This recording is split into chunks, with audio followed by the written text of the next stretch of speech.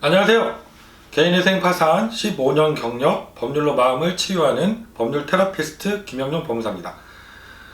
이번 시간에는 개인회생 절차에 대해서 좀 설명을 다시 한번 드려볼까 합니다. 상담을 오시면 제일 궁금해 하시는 게 기간이 얼마나 걸리시는지, 그리고 어떤 절차를 통해서 진행이 되는지, 이런 것들을 항상 질문을 주시거든요.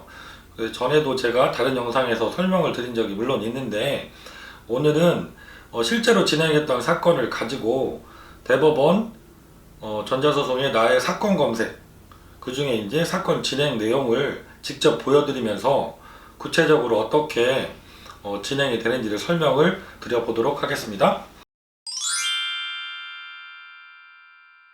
네, 지금 보고 계신 화면이 대한민국 법원, 대법원이죠. 대국민 서비스 중에 나의 사건 검색이라는 게 있습니다. 이 중에서 이제 사건 번호로 해서 지금 검색이 들어간 거고요. 이 사건은 서울회생법원 2019년도 신청했던 사건입니다. 이렇게 사건 진행 내용 중에 보면 일반 내용이 있고, 일반 내용에 보면 이렇게 채권자가 어디인지, 채무자는 누구인지, 그리고 서류 접수 내용, 이런 것들이 쭉 있는 게 일반 내용이고요. 사건이 어떻게 진행되는지를 구체적으로 보려면 사건 진행 내용으로 들어가시면 됩니다. 여기서 보시면 저희가 2019년 5월 10일에 신청서를 서울회생법원에 접수했었고요. 개인회생은 서류가 들어가면 첫 번째로 법원에서 검토하시는 것은 금지명령을 해줄지 말지, 이 부분에 대한 판단이죠. 신청하시는 채무자분들한테 가장 중요한 부분입니다.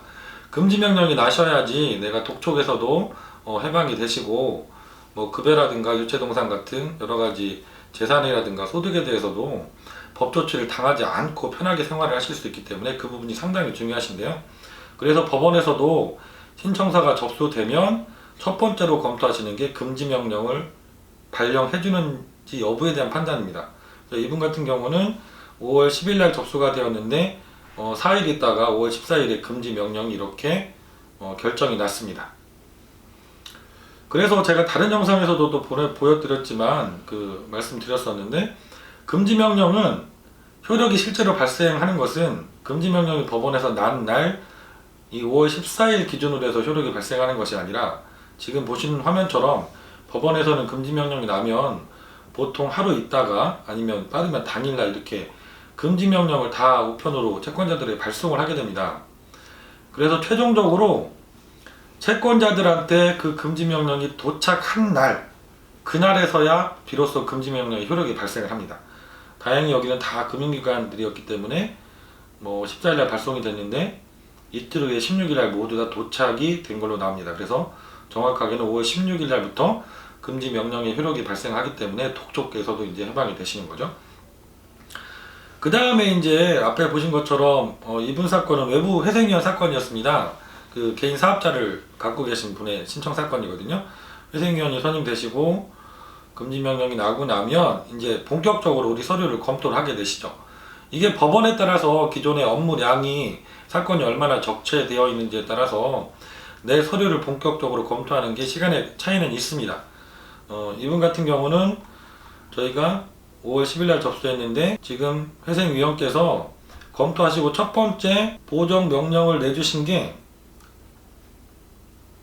6월 26일입니다. 그러니까 상당히 이것도 시간이 좀 지났죠. 서울회생법원이 가장 빠르게 진행되는 법원 중에 한 곳인데도 지금 첫 번째 6월 26일 날 이렇게 보정 공고가 나왔습니다.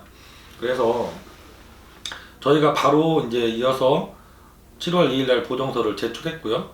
한 번의 보정으로 이렇게 개시 결정이 8월 12일 날 바로 났습니다. 보정서를 제출하고도 시간이 상당히 걸렸죠. 거의 20일 정도 시간이 걸렸죠.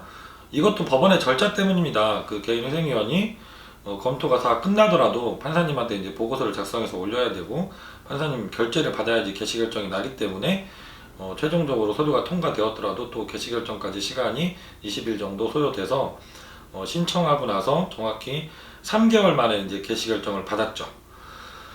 이렇게 개시 결정이 나면 그 다음 단계는 법원에서 이렇게 채무자에게 개시결정 통지서를 보내줍니다. 결정문과 통지서를. 여기에 이제 그 내가 실제로 납부하게 되는 가상계좌 계좌번호가 적혀서 옵니다. 그래서 그 계좌번호로 이제 우리가 월 변제금을 입금을 하기 시작할 수 있는 것이죠. 그래서 채무자가 하실 일은 이렇게 개시결정 이후에는 월 변제금을 법원에서 정해준 가상계좌번호로 잘 입금을 해 나가시면 됩니다. 그리고 법원에서 이렇게 채권자들한테도 개시결정 통지서를 다 보내줍니다. 그리고 채권자 목록과 변제 계획안, 우리가 제출해서 통과된 그 변제 계획안을 이렇게 다 송달을 해줍니다.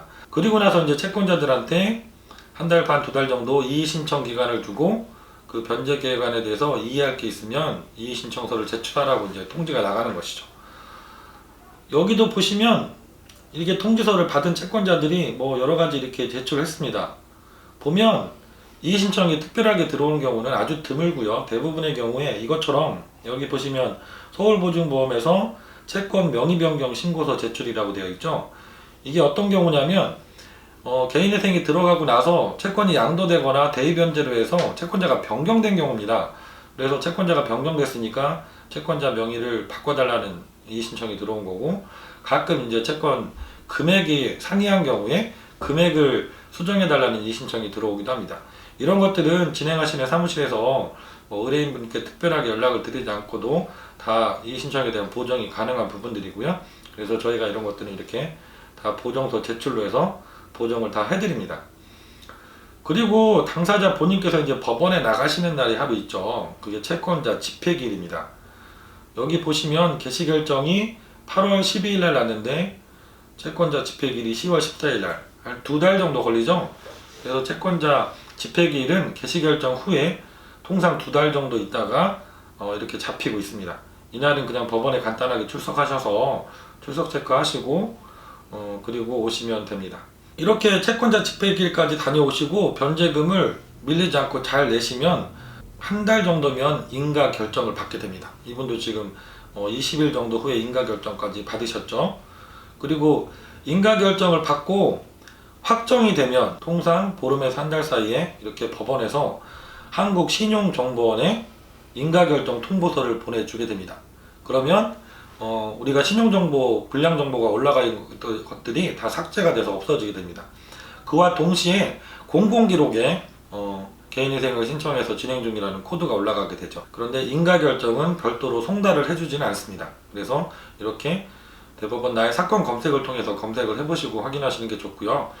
저희 사무실 같은 경우는 인가결정이 나면 다 채무자분들께 연락을 드려서 확인을 시켜드리고 있습니다. 실제로 저희 사무실에서 진행해서 인가결정을 받았던 서울회생법원의 사건을 실제로 나의 사건 검색에서 사건 진행 내역을 보여드리면서 개인회생 절차가 어떻게 진행되는지를 설명을 드렸습니다. 대부분의 사건이 이와 유사하게 이렇게 진행이 됩니다. 물론 이제 여기에서 기간 차이가 나고 어려워지는 경우는 보정명령을 여러 차례 받게 되면 당연히 기간도 길어지게 되는 것이고요.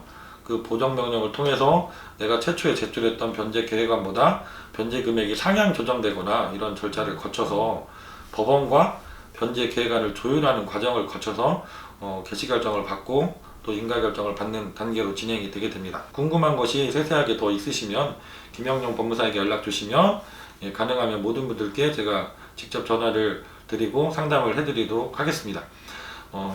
다음 시간에도 더 알찬 정보로 찾아뵙도록 하겠습니다. 김영용 법무사였습니다. 감사합니다.